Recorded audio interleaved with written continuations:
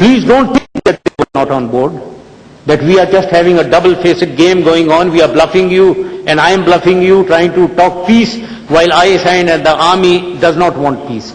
This theory is wrong. This is a wrong theory in your minds, that the army and ISI are the bad guys. They don't want peace. Why would they not want peace?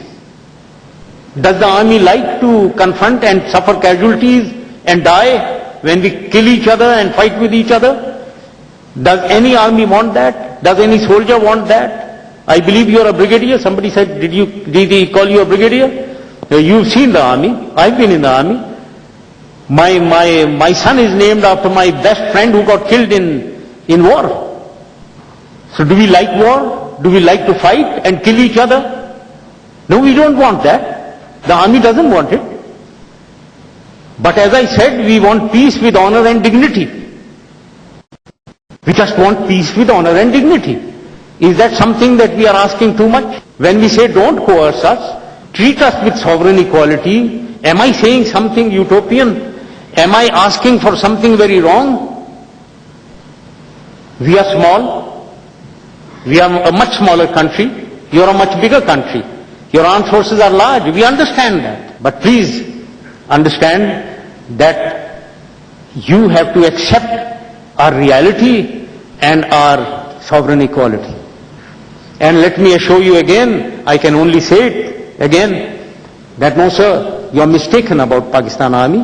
Pakistan Army analyzes things like your army does. We have been brought up in the same mold. We analyze things. We have war games. We have discussions. We have training institutions like National Defense Colleges, war colleges, and all that, where we analyze in depth the causes, the reasons, the solutions, the progress, the future, everything. And let me tell you, the army and the ISI is not foolish to always desire confrontation with India, even if the people of Pakistan and the government of Pakistan wants to move for peace. It is the army and the ISI, the rogue elements, who are trying to push the government and Pakistan towards war. No sir, you are mistaken. You are sadly mistaken. That is not the case. I think we should be all delighted to hear that the army and the ISI is on the peace process. Training camps for terrorists in Pakistan, which we keep hearing about, or is that also a wrong perception? देखिए जी, मैं अभी this is a time for frank talk. Yes sir. Thank you very much. You said a very very frank thing. Yes. देखिए जी, बात ये है that what have you and us been doing to each other? I know that there are terrorists of ours sitting in Kabul. I know who is financing them. I know where he gets weapons from. I know what your embassies in Jalalabad and Kandahar are doing. We have documentary evidence. I know the terrorists who are doing terrorism in Pakistan, they visit Delhi and they are received here. I've seen photographs and we have documentary evidence. What I'm not trying to blame. Let us stop this blame game. We have been doing this since, as I said, from 47 onwards, we have been on a confrontation course. We have not accepted each other's reality. You more than us. We have to accept your reality. India is a big country. But please accept the reality of Pakistan also. And when we don't, we are on a confrontation course. You try to do damage to us. We are not sitting idle. We try to do damage to you. I mean, that is the reality of things in Pakistan and India, in the relationship between Pakistan and India. And I'm being very blunt and very straightforward.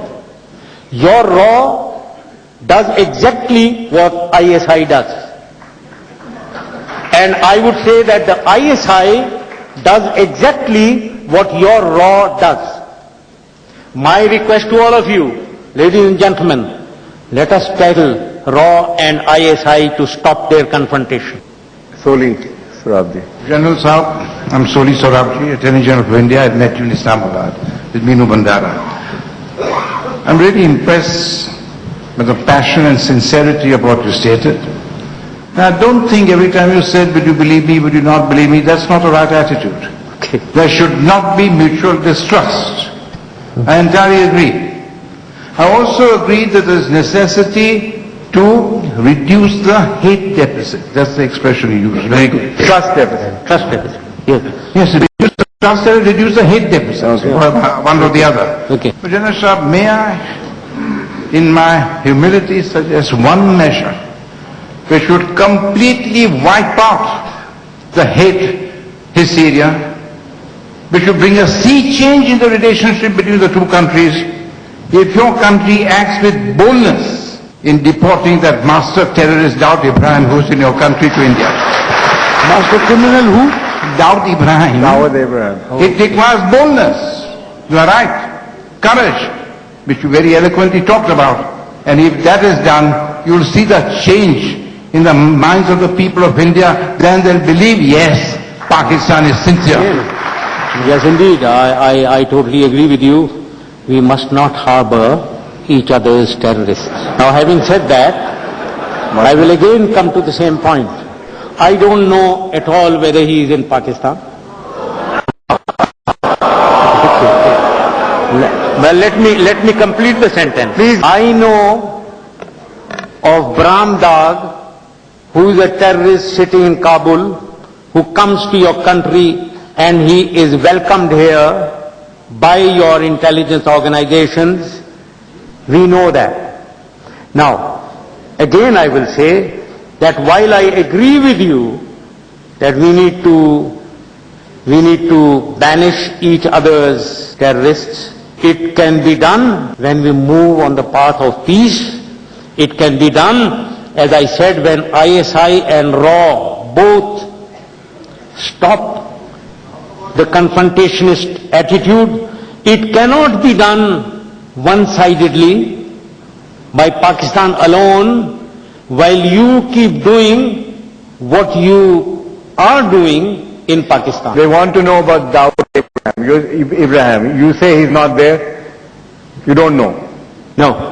It may be, just a suggestion, that it could have been a signature. Don't make this a one-sided affair. No, it's not. I will give you a list of people who come here. I will give you a list of what your embassies and consulates are doing in Jalalabad and Kandahar. And I would like you to stop all that. And then we talk of actions mutually bringing harmony between our relations, with our relations.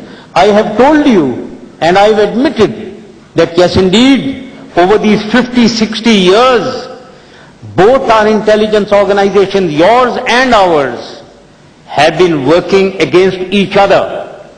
Now Dawood Ibrahim or anyone is an element of the same relationship. So we must be having very inefficient trained terrorists because we have not had Mumbai blasts, the earlier ones, which Dawood was responsible for. We have not had 26/11, which we recently happened. I can't remember any incidents happening in Pakistan which have been put at our door with any evidence or any names being given. This is clear cases which have been made against Dawood Abraham in a very documented manner, and he sits in Karachi. We even know his address, and I'm sure that your people know, if you don't know, that he actually resides there. Now, it could have been a great signature gesture from your part, as Mr. Surabji said, that if you did send somebody like that back who's an Indian national, that it would change the mood in India, change the perceptions about Pakistan. I think that was the question.